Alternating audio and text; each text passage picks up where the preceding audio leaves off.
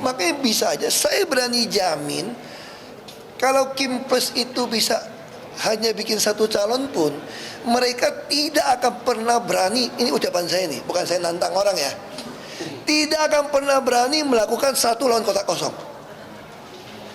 Kalau dia berani, saya jamin Jakarta bisa bikin dia kalah dengan kosong. Makanya akan terjadi mungkin pola ada calon independen yang muncul. Bisa dilihat Jadi itu calon kan begitu ya Pak? Saya nggak tahu, karena nggak gampang ngumpulin. Kan dulu kan udah independen nggak bisa lolos toh. Bikin list gak sesuai itu lolos. Nah itu bisa kita melihat. Saya kira kalau Kim Plus berhasil, dia pasti akan lawan. Oke, baik. Kami lanjutkan pemirsa. Mas Seno menanggapi tadi statement dari Pak Ahok gitu soal bahwa ini Kim nggak akan berani lawan kotak kosong. Kekhawatiran dari PDIP adalah ada upaya untuk kompetisi ini kandidat lawan kotak kosong. Seperti apa pandangan PDIP? Ya saya nggak tahu apa yang kemudian menjadi pemikiran teman-teman Kim. Itu merupakan otoritas kawan-kawan yang di partai-partai Koalisi Indonesia Maju. Iya. Tapi concern kami sebenarnya tetap sama, Mbak. Bahwa pemilu itu seharusnya bukan menjadi bagian dari konsensus elit, kesepakatan elit. Kalau di provinsi-provinsi besar, kemudian seluruh partai politik rembukan sendiri, menentukan namanya siapa dan di mana-mana diajukan dengan pola seperti itu, misalnya. Ya benar kata Prof. Siti Suro tadi, kita nggak perlu ada pemilu, ya langsung ditunjuk langsung aja sebaiknya gitu untuk menjadi pemimpin. Tapi kan hari ini kita masih menganggap ini penting. Oleh karena itu di Jakarta kita juga perlu waktu untuk berproses menentukan nama yang paling tepat. Kita tahu dari pengalaman pilkada-pilkada pemilu sebelumnya, belum tentu siapa cepat dia dapat. Artinya dinamika itu akan semakin banyak perubahan yang terjadi, itu mendekati menit akhir. Injury time ini sangat menentukan di pilkada. Jadi kita masih berproses di situ.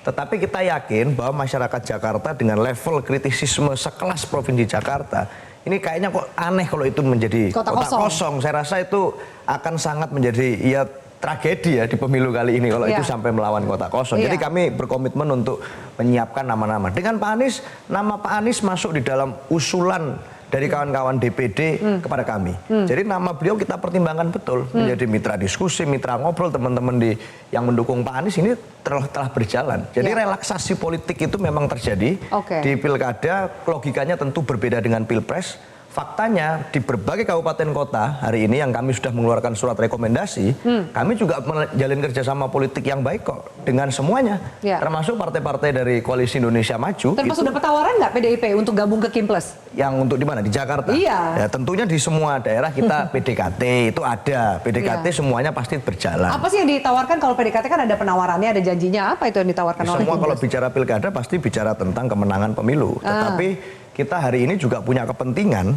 dan tanggung jawab konstitusional untuk mencalonkan nama-nama yang kami rasa bertanggung jawab, termasuk dari kader kami sendiri. Kami masih mendapat kursi yang cukup signifikan di Jakarta, sehingga tentu itu membekas di memori masyarakat Jakarta. Oleh karena itu kami juga sebagai partai yang berasas kaderisasi, ada tanggung jawab untuk mengajukan nama dari internal kami juga. Saya rasa itu. Pokoknya PDIP merasa nggak lah, kemudian akan mengajukan kompetisi yang baik lah. Nggak ada siapapun kandidat itu maju lawan kotak kosong. Insya Allah kita akan punya calon sendiri. Berbeda dengan calon yang hari ini sudah didukung oleh teman-teman Kim Plus. Oke, kita lihat seperti apa. Nah, Bang Riza dari Gerindra ini gimana? Tanda kutip ada Gerindra, ada Golkar yang jadi partai besar, motor dari Kim Plus nih kan. Plusnya itu Bang Dasko bilang 1-2 hari lagi akan diumumkan. Dan benar nggak Kim Plus dibikin supaya memang arahnya ke kota kosong ini untuk Jakarta? Menang mudah lah buat RK. Iya, enggak. Tentu yang namanya berjuang itu nggak ada yang mudah. Ya, kalau lawan kota kosong mudah lah ya. Atau jangan-jangan kota kosongnya bisa menang. Tanda kutip kalau disampaikan oleh Ahok tadi kan lawan kota kosong tuh ngeri. Kita belum sampai bicara kota kosong ya. Jadi Kim itu tentu ingin menghadirkan calon-calon yang terbaik dari partai-partai yang ada di Kim. Tapi kan prakteknya karena kita ingin menang, ya selain ada calon dari internal, bisa saja calon dari partai-partai di luar Kim. Itu terkait dengan pasangan yang diusung. Kedua, terkait koalisi juga demikian. Selain partai-partai yang ada di Kim, kami juga selalu mengajak partai-partai di luar Kim. Itu terjadi tidak hanya bagi partai Gerindra, Golkar, dan lain-lain. Semua partai termasuk di luar Kim juga melakukan hal sama. Di seluruh daerah dari 545 pilkada itu biasa. Dengan PDIP juga banyak kita berkoalisi. Ya. Begitu juga di Jakarta. Di Ya. Jakarta karena dianggap strategis, ini menjadi pemikiran yang panjang dan kita ingin menang. Alhamdulillah di beberapa provinsi termasuk di Jakarta bisa solid.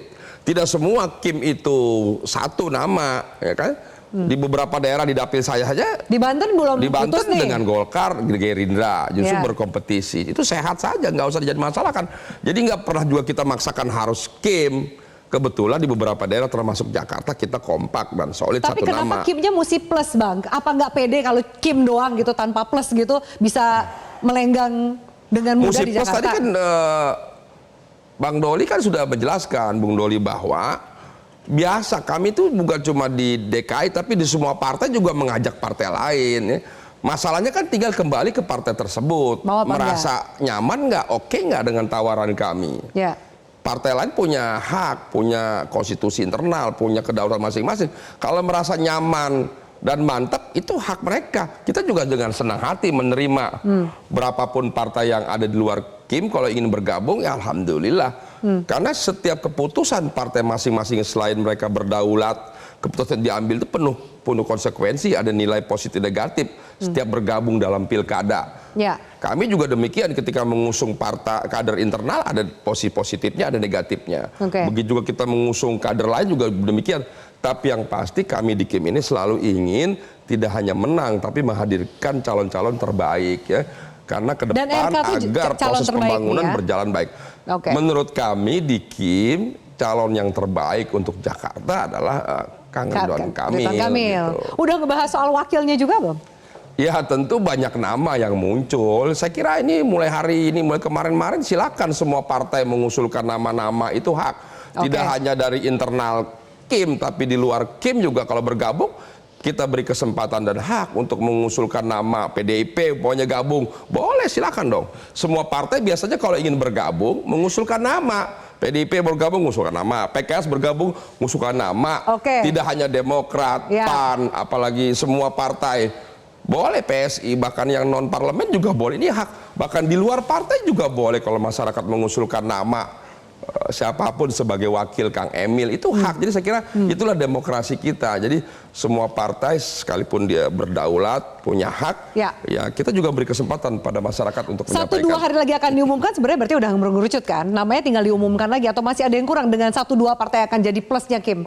Ya 1-2 nama disampaikan Bang Dasko tadi kan adalah partai-partai yang ingin bergabung di luar Kim. Ya kita tunggu nanti Bang Dasko akan menyampaikan itu. Oke, Kewenangannya biar di DPP lah, bukan DKI. Bukan DKI. Oke, kita lanjutkan. Jelajahi cara baru mendapatkan informasi. Download Metro TV Extend sekarang.